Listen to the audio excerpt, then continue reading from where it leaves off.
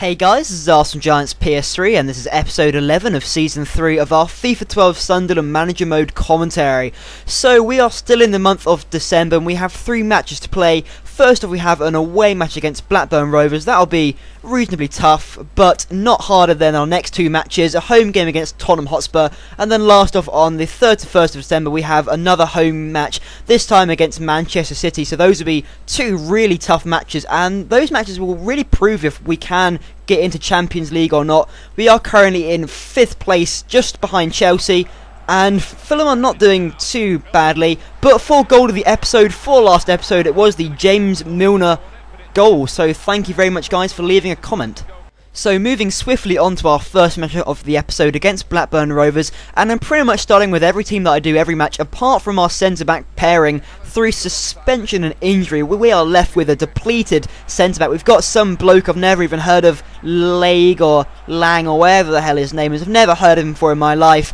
But in the first half there were so few highlights to show you guys. Here's just one of the highlights. That was a David shot, came well, quite close, but never really troubling the keeper, and that was that really. Only until the 38th minute, Lukaku snatches it off Olsen, has a shot, but it was just such an easy shot for Robinson to palm away, and at half time it was still 0-0. There were so few highlights, and I was just so annoyed because Blackburn just literally had 10 men behind the ball every single time. It was only on a few brief occasions they actually managed to squeeze past my awful centre-backs and actually attack me. I was so surprised because my centre-backs truly are just awful, and Blackburn just never really attacked me. Lukaku has a shot, well saved there by Robinson, but then Ngog following up from the cross by Sebastian Larsson heads it in. Another comfortable stop for Robinson, and I decided to bring on Fernandinho for, I think it was David Ngog actually, but it made just a completely, it was the wrong substitution to make as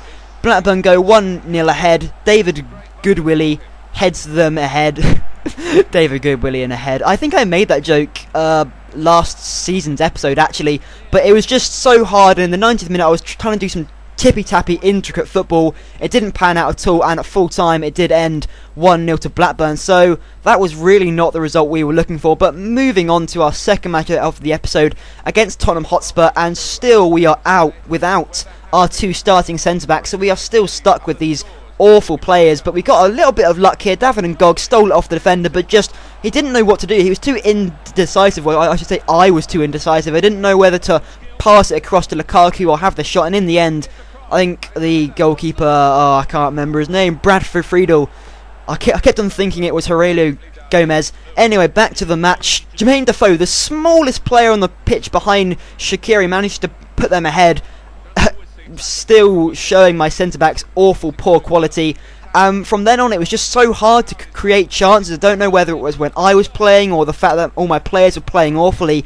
There was just, I couldn't create any chances, and it was only in the 45th minute that we came up with this beautiful goal there. Lukaku celebrates and just throws himself into the goal net. I don't know what he's doing there at all, but that was a beautiful goal. But other than that, it was just so hard to create chances against Tottenham. They just covered all the area. I think in particular Scott Parker, or at least I think it was him anyway, was just covering the entire midfield. It was so hard to create chances, and in the second half Tottenham just came on and on, attacking and attacking, trying to get that 2-1 lead over me, and I really have to thank Kotway. He makes a brilliant save there, and we do manage to clear it away. And I was just thinking, right, I'm just gonna have to hold on for the 1-1. But Ngog, look at that finish. That is a beautiful finish by David Ngog. He has scored a lot of goals. I think 8 goals this season, and that's not including League Cup or FA Cup, and that really was a beautiful finish. And from this point I think, no, I'm just gonna hold on to what I have now, because I know if they go on the counter-attack, I managed to hold out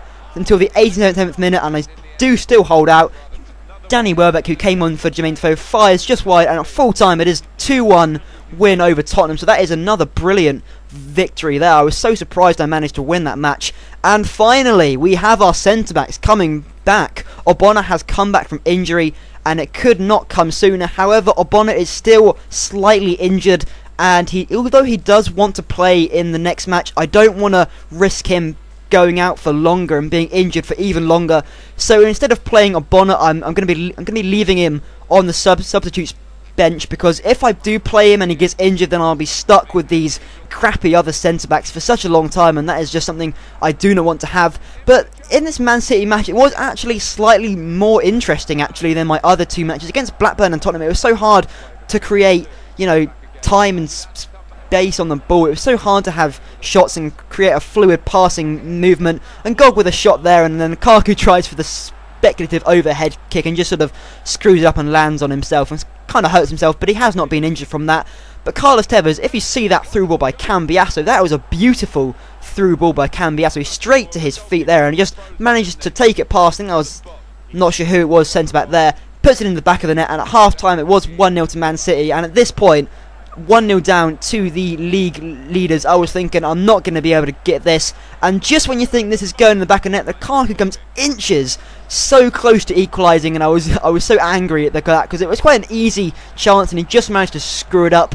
And goal goes for a shot there, but Joe Hart is a brilliant keeper, manages to make a good save there, and it was just so hard against Man City. They are just such a good team. I was thinking, right, I'm going to have to bring on Fernandinho, I have to change something. Lukaku receives it from a throw-in, and James Milner manages to get the equaliser against his old club, does some awesome celebration, goes for another jump and then just lands on himself again. So not the best celebration, but it was a brilliant goal into the bottom corner, drove it hard and low. Joe Hart couldn't get anywhere close to it, and Man City tried to come on the attack again, but Courtois was equal to that shot, and earlier the block was made by the centre back, and then the 90th minute, the last gasp of the match, Fernandinho puts it in the back of the net, a sort of a sweaty goal, but I do not care nonetheless. Fernandinho goes a little bit crazy, throws himself to the ground, and that is a brilliant victory over Man City. So we have won our two hardest matches of this month in